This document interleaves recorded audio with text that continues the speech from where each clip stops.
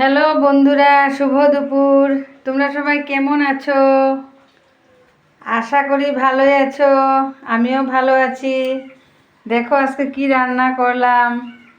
এই যে লাউয়ের ডুগা রান্না করেছি, তারপরে এই যে পুদিনা চাটনি, তারপরে মাংস মাংস বানাবো।